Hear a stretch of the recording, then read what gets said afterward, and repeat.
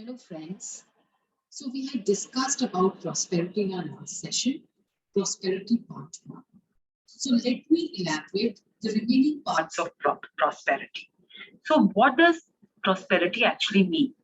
Now prosperity in its true sense means being holistically happy. That is experiencing or being in a state of total bliss without any ifs and buts and conditions in our lives. We have discussed that we all want and deserve prosperity. And now we know that prosperity is holistic happiness. And sure enough, deep down, all of us want happiness. And we have often wondered that how to obtain it or how to remain in a state of happiness always, irrespective of our external circumstances. We are always confused as to what really determines our happiness. Are we happy just because we were lucky enough to have the correct genetic makeup, or is it because the right circumstances or things have worked in our favor right now? And what if we aren't so lucky tomorrow or next time? So what if we face difficult circumstances such as rejection, failure, illness, or poverty? Can we really fight these difficulties or obstacles, overcome them, and choose to and remain happy? All these questions have bothered us either continuously or intermittently at some point of our lives. And despite our best efforts, most of us, if not all, have failed to pinpoint that magic formula or discover that magic potion which is responsible for happiness. Because in reality, when we observe things around us, we see so many discrepancies in nature, like how unhappy some are who have everything in the materialistic world, and how happy are some who have nothing in the materialistic world and still they are, in a state of bliss.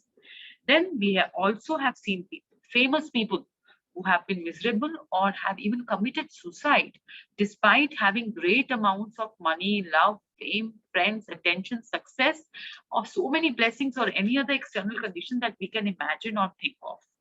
So going a little further, let me elaborate on these inconsistencies by giving examples. Like someone who resides in sunny area of Delhi sees a cloudy, cool day as dark and depressing, whereas in the same point of time, someone who resides in Shimla sees the same thing in Delhi as very refreshing. An avid cricket fan views a baseball game as boring and slow, but an avid baseball fan has contradictory views. He views cricket as too aggressive and hyped. Similarly, a rock music enthusiast is speechless, is left baffled as how someone listening to classical music can soar to emotional heights. And on the other hand, a classical music lover is confused as how anybody can love rock music. So to understand these conflicting observations, let us go deep into understanding of our human world. We all humans, each one of us has an outer world and has an inner world. Let us go into the detail. So imagine this circle representing our whole life or world we are living in. Now we can divide this circle into 4 major parts. Now let's go part by part. So first part is the physical aspect of our being, which is influenced by the world outside. The second is our mental aspect, which is determined by all the intellectual activities guided by our human brain. Third part is the emotional aspect, which is mainly influenced by our heart, because that is where our emotions originate. And last but not the least is the spiritual aspect of our life, which is our connection with our higher self or the power of universe. Now, our outer world comprises of the physical aspect, and the mental, emotional, and spiritual aspects form parts of our inner world.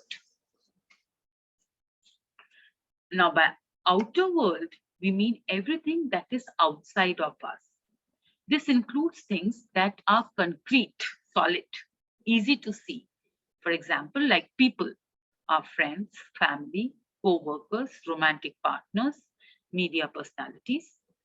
Random places like a home, school, workplace, shop, market, park, beach, hospital, cinema halls, library, to name a few. Like things, like our possessions, physical possessions, like cars, bikes, our pets, plants, garbage bins, benches, street lights, phones, etc. Now, these are very easy to see things, very obvious.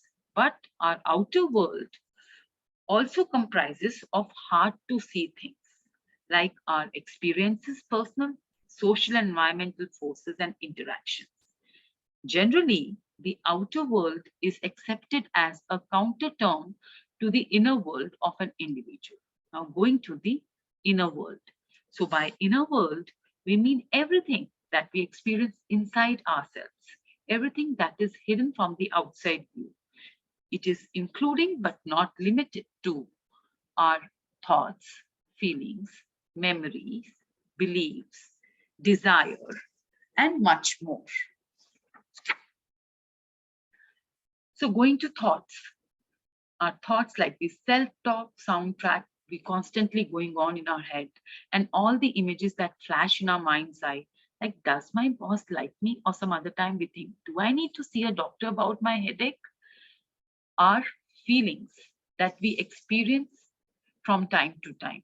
Emotions such as excitement, joy, love, sadness, frustration, and despair.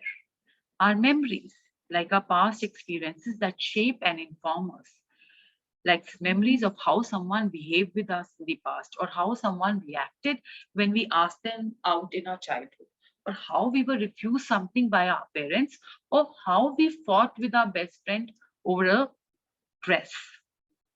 Our values, the qualities that we imbibe as we grow up and we feel are important or they are main priorities in our life, like kindness, humility, achievement, making others feel safe, or on the other hand, to the extreme, our ambition of becoming successful at any cost, our desires, that is thing we want to acquire or experience, how much ever big or small. It may be an international holiday, a better job, or an extra hour of sleep, or an extra day with your beloved one. Our beliefs about how the world works, our impressions that if this happens, then this should happen or will happen, so on and so forth. So all the above encompasses our mental and emotional aspects of our life. Now, fourth aspect is the spiritual aspect, a very important part, though not regarded by some of us as so very important, but nonetheless very important. So the spiritual world is the greater reality beyond the limited material world that we experience. We all have been taught that the world we know, which exists, is actually made up of temporary matter, and it is the spiritual world which is permanent, made of spirit and higher self, which is the essence of all life. Or not in so many words, spiritual world is actually our religion. We all know that regardless of our religion, we can gain inner strength by connecting with our spiritual source. This can be done through prayer, meditation, or simply sitting in deep thought. We can center ourselves in the universe by practicing either of the above. And we can understand our role in something bigger and worthy. Well, this is very philosophical, and let's leave it for some other time. Now, all these features of all these worlds interact together to shape every part of our lives, including our relationships, although most of the time we don't notice. Now, some of these features, some influences have big impacts on our lives, some small. The size and type of effect can change over the course of our lives. Some influences we can't see because they come from inside us or because they are abstract forces. But there are many influences we don't see simply because we are not aware of or because we are not paying attention. Now, some of the obvious stuff, talking of these influences, some of is quite obvious. That is the obvious stuff we can see or feel. Like see some of our body parts, like we can feel our muscles, fat, bones, teeth, hair, eyes, tongue. And then there are things we can't see, but we know that they exist, like our solid organs, hearts, lung, brain, kidney. We all know that they are inside our body, but we can't see them. Then there are things which exist or may not exist, we are not even aware about. We do not know. Like, for example, within our body, hormones, neurotransmitters, nervous reactions. Now, why we are talking all these things? Because all of these things influence some part of our being. Knowingly or unknowingly, that means are being aware of them or not being aware of them. For example, the brain, neurotransmitters, hormones directly influence our thoughts and behavior. Our sense organs affect our responses, physical responses. Forget about anything else. Even our body part like muscle or teeth also influence our behavior because they behave differently when we are in pain. So by discussing all this, we have understood that our mental, emotional aspects are so very delicately intertwined and linked to the physical aspect of our world. We are understanding how all these are interrelated, and it's the interplay of all these aspects which determine our state of mind or happiness. So, for our holistic or wholesome happiness, all these four aspects have to be in balance. This is the first important statement of this lecture as far as the happiness is concerned. But the second statement that I'm going to make is equally important, if not more. So most of us think that our outer world or physical aspect forms or contributes only 25% to our whole world. Of course, it is natural to presume, because we had seen this physical aspect occupying 1/4 of the circle, which was representing our life as seen in the previous slide. So let me give you here the second most important statement, that in reality, it's not 25%. Our outer world is responsible for less than 10% to our happiness. And the next question is going to be how?